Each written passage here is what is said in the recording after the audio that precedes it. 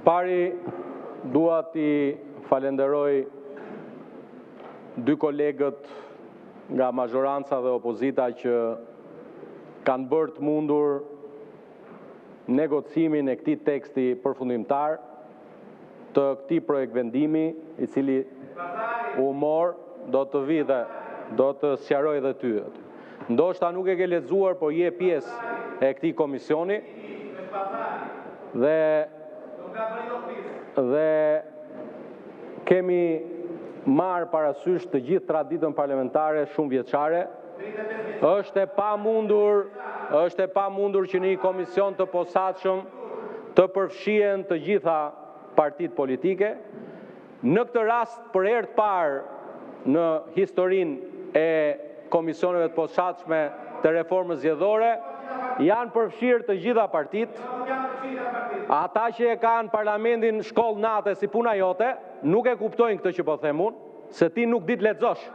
Lexoje. Gënjeve publikun kur the nuk je.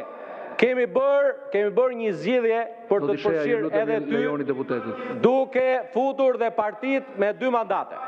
Prandaj gënjeve dhe ti që bën interesantin këtu, se ditën takohesh me këta për nxjerr kandidat. Dhe këtu vjen dhe këtu i shan pastaj. Kjo është pjesë e integritetit moral të çdo njeriu që edhe ulet në tavolinë, edhe i shan bukën këtyre. Edhe u merr kandidatin, edhe u fut kandidatin këtyre dhe vjen pastaj tua që kanë bashkë me ty. E para, ne nuk bëjmë pazar me askënd. Ajo që ka rëndësi për grupin parlamentar të Partisë Socialiste është që të ngrihet komisioni i posaçëm të reformës zgjedhore, të hedhim hapat që duhet i hedhim me njerë, duke i thënë sot komisionit posaçëm që brenda 31 dhjetorit duhet kemi gati draftin për ligjin e financimit partive politike.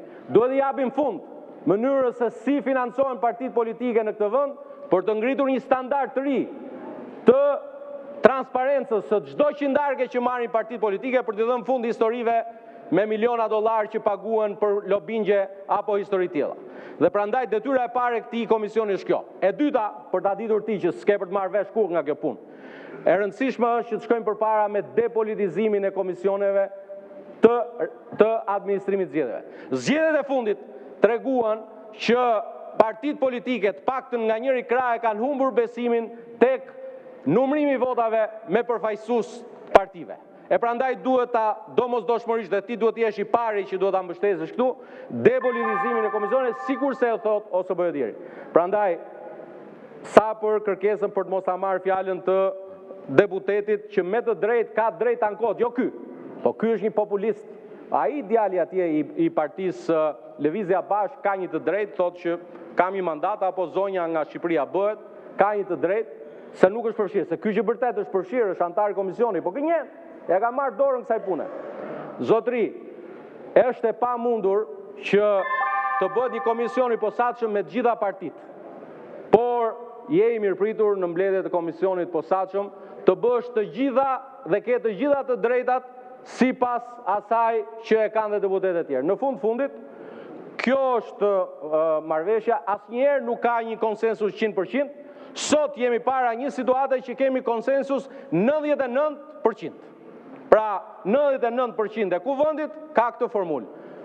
Kjo është demokracia, shumicë me 99%, më shumë se kaq nuk arrin dot. Faleminderit, na vaf mbar puna e komisionit.